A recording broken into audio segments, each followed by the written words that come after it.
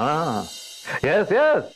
अरे कित्येक एकर जमीन आहे, बाजूला गोठा आहे आणि अरे ऑफकोर्स फळबागा आहेत त्यांच्या, आणि घराच्या काही अंतरावर अगदी जवळच त्याच प्रिमायसेस मध्ये आजूबाजूला शेती आहे आणि ती पण बाग आहेत.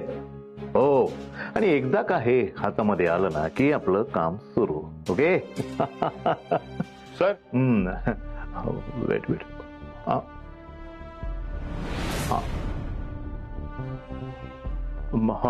नाही, तुम्ही मीटिंग सुरू करा, म्हणजे तशी मीटिंग अरेंज करा तुम्ही. आपण बोलूया ना सविस्तर. ओके हा बोलूया. भेटू. बाय. ठीक आहे सर. नाही तुम्ही काही महत्वाच्या कामात असेल तर मी नंतर येतो. नाही, ती एक फाईल पाठवायची आहे, बाकी काही नाही. मी करू का काही मदत? नाही नको, मी करेन नंतर, म्हणजे तसं काही अर्जंट नाहीये. बरं. सिद्धार्थ, काही काम होतं का तुझं? सर तुम्हीच बोलवलत ना मला. अरे हो. सिद्धार्थ मला एक सांग, काही झालंय का? नाही काही नाही. नाही म्हणजे तुम्ही असं का विचारताय?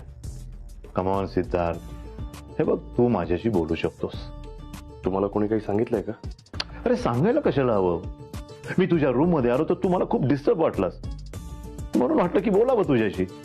हो सर, मला गिल्ट वाटतंय. कसलं? मी जे काय वागलोय त्याचं, आणि त्याबद्दल सगळ्यांसमोर जाऊन माफी मागायची देखील हिंमत नाहीये माझ्यात. जे काही घडलंय त्यावरून मला असं वाटतंय मी आणि सिडने मिळून घरातल्या सगळ्यांची माफी मागायला हवी. अगं पण त्याने काय होणार आहे? कदाचित सगळे माफ करतील. अगं पण ते तेवढ्या पुरतच असेल. मला ना सुचतच नाहीये काय करावं. सगळ्यांची मनं खूप दुखावली गेली. आता तुम्हीच सांगा, काय करू आम्ही? नुसती माफी मागून नाही चालणार. त्यासाठी मनातली आडी कायमची दूर करावी लागेल. ती कशी? प्रश्न मुळातून सोडवावा लागेल. त्यासाठी आपल्या घरातील एका चुलीची ताकद सिद्धूला सिद्ध करून दाखवावी लागेल. म्हणजे? कळेल तुला लवकरच. नक्की काय करणार आहात तुम्ही?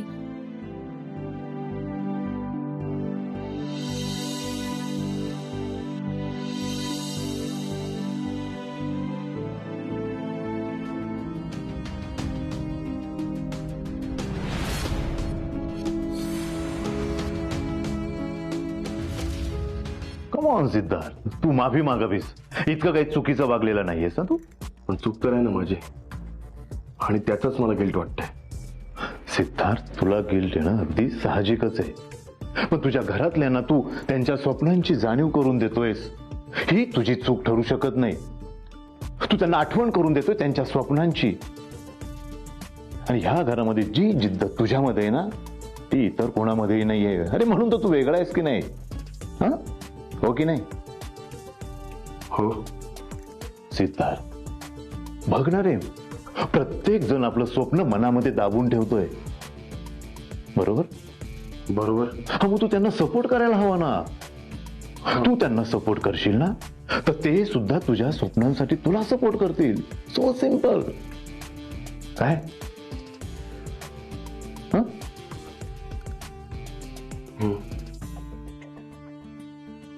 सर, मला तुमचं बोलणं पटलंय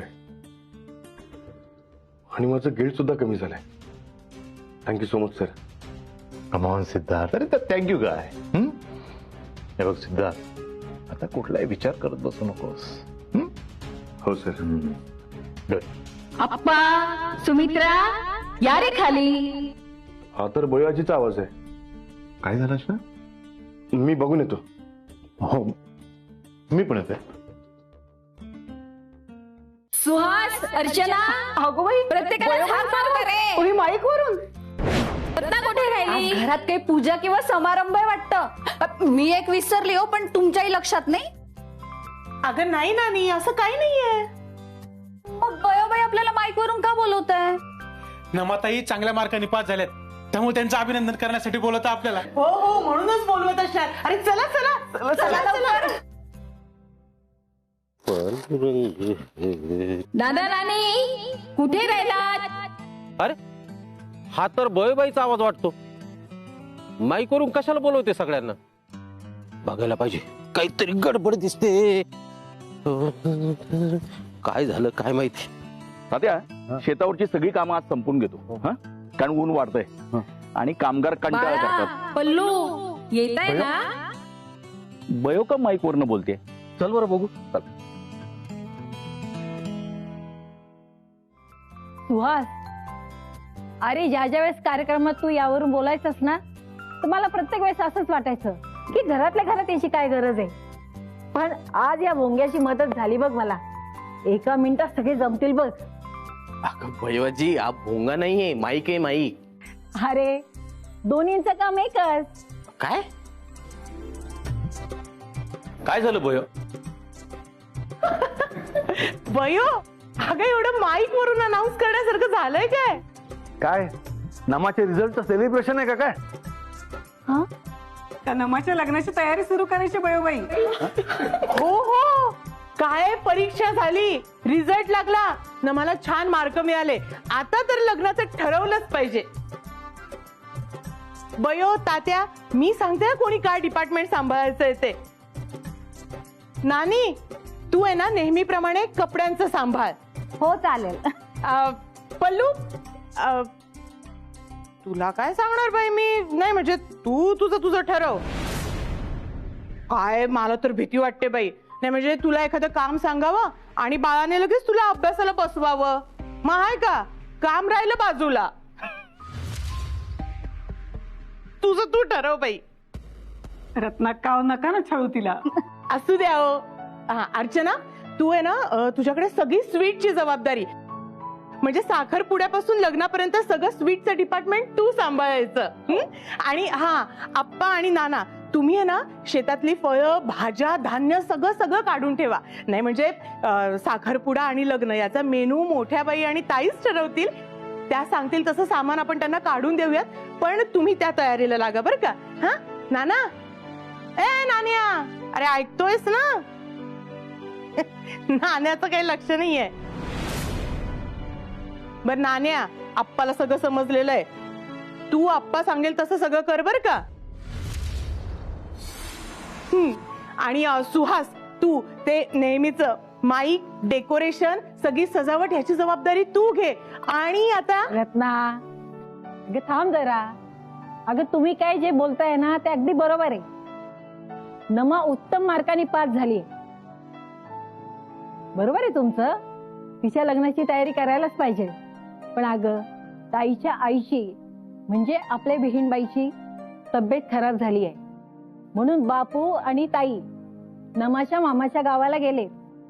वधूमाय आणि मुलीच्या वडिलांशिवाय चर्चा कशी काय करणार आपण लग्नाची? ते आले की लागू लग्नाच्या तयारीला. हो, हे अगदी बरोबर आहे.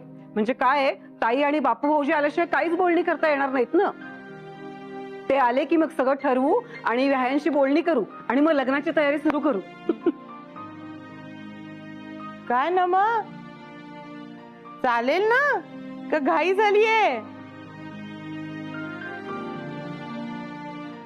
अगं लग्नाचं ठरूच आपण, पण आज एका महत्वाच्या विषयावर बोलायला मी तुम्हाला बोलवलंय.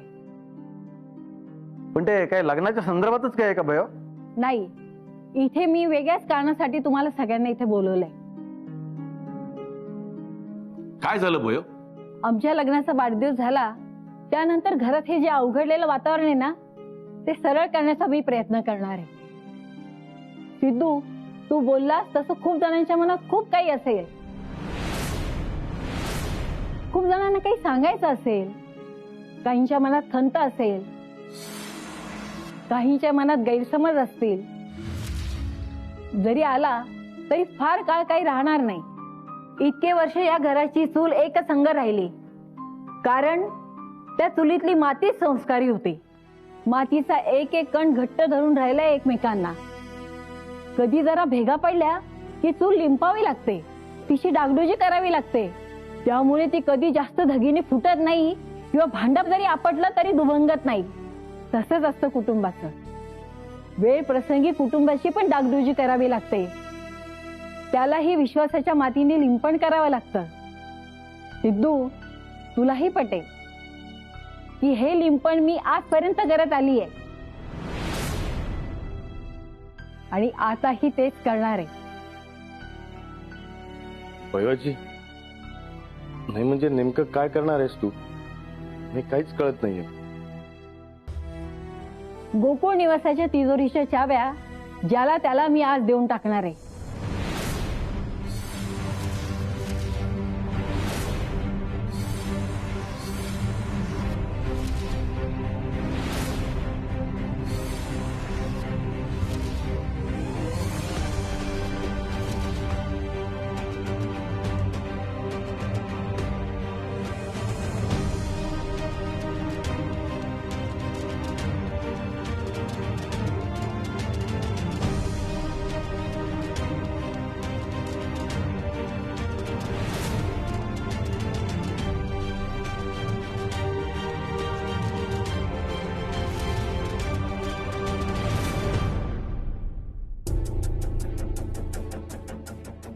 या गोकुळ निवासाच्या तिजोरीच्या चाव्या आहेत. आपल्या घरातला प्रत्येक जण जे जे काही कमवून आणतो ना ते माझ्या आणि यांच्या ताब्यात देतो. ते आम्ही तिजोरीमध्ये व्यवस्थित नेऊन ठेवतो. ज्याच्या त्याच्या संपत्तीचे कप्पे त्या तिजोरीत आहे. ती संपत्ती तुमच्या स्वाधीन करण्याचं ठरवलंय.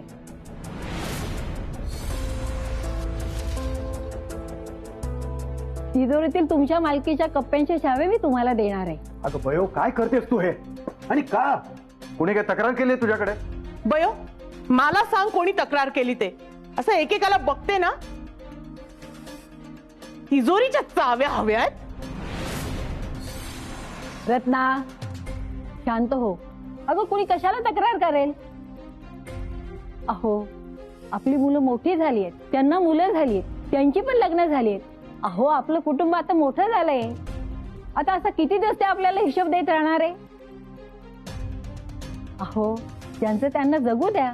म्हणजे आपण त्यांना त्यांच्या मनासारखं जगू देत नाही आहोत का? हो, तसं नाही हो. अहो, आपला आपल्या मुलांवर विश्वास आहे ना. आपण ओळखतो त्यांना. अहो, ते वायफळ खर्च कधीच करणार नाही. मग काय हरकत आहे? हे बघा, करूया त्यांची संपत्ती त्यांच्या स्वाधीन.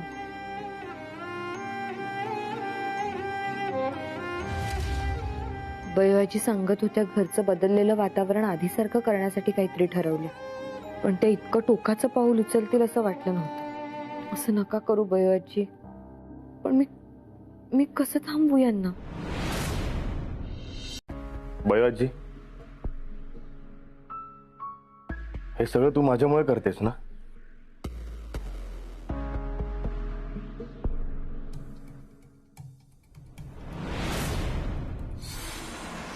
भैयाजी, नको ग, असं करू नकोस. हे बघ, मला माझी चूक समजली आहे. हे बघ, मी माफी मागतो. प्लीज मला माफ कर. प्लीज असं काही करू नकोस. सिद्धू, उठ. सिद्धू, अरे मी तुझ्यावर रागून नाही करत आहे. हे तुमच्या सगळ्यांच्या प्रेमापोटीच हे करते. तुम्हाला सगळ्यांना स्वातंत्र्य देते मी. कोण म्हणतं आम्हाला स्वातंत्र्य नाहीये म्हणून? आम्ही प्रत्येक गोष्ट, प्रत्येक खर्च तुला आणि तात्यांना विचारून करतो. त्यावर तुमचं मत काय? आम्ही काही चुकत तर नाही ना, हे नेहमी विचारत असतो. आणि आम्ही विचारलं तर चांगल्या गोष्टीसाठी नेहमीच पाठिंबा देता. वेळ प्रसंगी स्वतःकडचे पैसे खर्च करता. बयोबाई, अगं मोठे बाई बोलते ते अगदी बरोबर आहे. चाव्या तुझ्याकडे राहिल्या काय आणि आमच्याकडे काय फरक पडतो? मी तर म्हणते बयोबाई, चाव्या तुमच्याकडे असलेल्याच चांगल्या. म्हणजे काय आहे, पैसे खर्च करताना तुमच्याशी चर्चा करता येते. पैसा योग्य आणि गरजेच्या ठिकाणीच खर्च होईल ना. म्हणजे आणि बयोबाई, तुमच्याकडे चाव्या राहिला ना तर मला तर काळजीच राहणार नाही. मी कधी कुठे चाव्या ठेवून विसरून गेले तर? नको नको, तुमच्याकडेच असू देत चाव्या. बघ बयोबाई, कोणालाही या सगळ्यांची गरज नाहीये. हे आणि सांगा ना, कोणाला नको आहेत ना तिजोरीच्या चाव्या? हो नकोय. अहो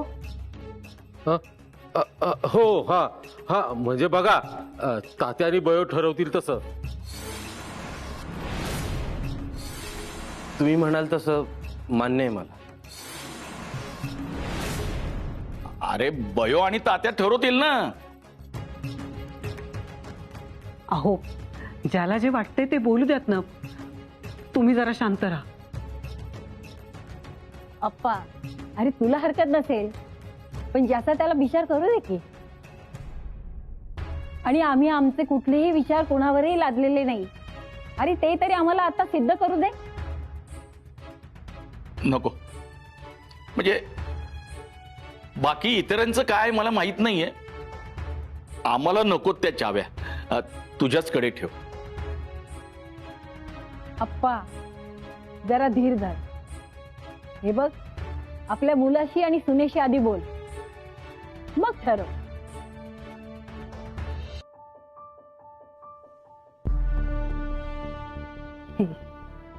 नाही नको बाई. घे.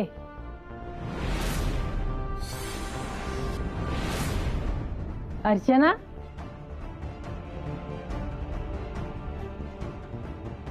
ताई आणि बापू इथे नाहीये, पण ताई आणि बापूंशी बोलूनच तुम्ही निर्णय घ्याल. नानी, ती चावी घे. घे ना. आणि कुठे ठेवशील ना हे मला सांग, म्हणजे विसरलीस तर मला सांगायला कुठे ठेवलीस ते. पल्लू. हा.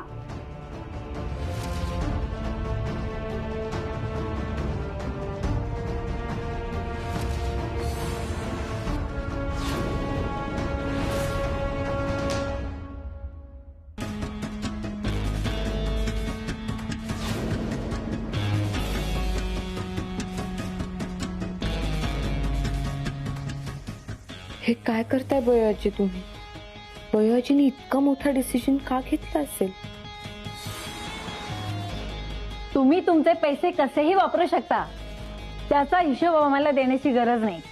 पण जर तुम्हाला या चाव्या नको असतील तर मला परत दिल्या तरी चालणार आहे. पण तुम्ही द्यायलाच पाहिजे असा माझा हट्ट नाही. तुम्हाला वाटत असेल तर ते तुमच्याकडे ठेवू शकता तुम्ही, पण विचार करा नीट आणि सगळेजण ठरवा. अगं पण बयो. आप्पा, माझा निर्णय झालाय. आता तुम्हाला काय ठरवायचं ते ठरवा. आता तुम्ही सगळेजण या.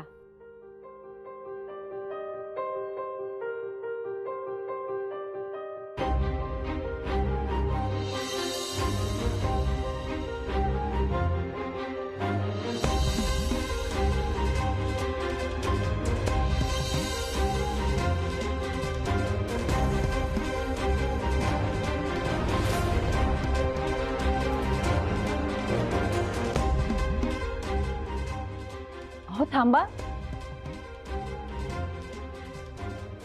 अहो असे रागवू नका. बयो, हा निर्णय घेण्यापूर्वी एकदा बोलायचंच तू माझ्याशी. काय केलंस तू हे? हा, चूल एक असावी हा तुझाच हट्ट होता ना. मग अचानक प्रत्येकाला आपापल्या किल्ल्या देऊन चूल वेगळी करण्यासाठी तू प्रोत्साहन देतेस असं नाही वाटत तुला? अहो मला नाही वाटत जास्त दिवस त्यांच्याजवळ चाव्या राहतील म्हणून. म्हणजे? अहो आजपर्यंत मुलांकडून खूप अभ्यास करून घेतला, कधीतरी त्यांची परीक्षा पण घ्यावी. नाही म्हणजे आपण त्यांना जे शिकवलंय ते कितपत त्यांना समजलंय याची खात्री पटते. मला पक्की खात्री आहे अक्षय तृतीयापर्यंत सर्व चाव्या आपल्याकडे परत आलेल्या असतील. अच्छा, म्हणजे असं ठरवलंयस तर तू.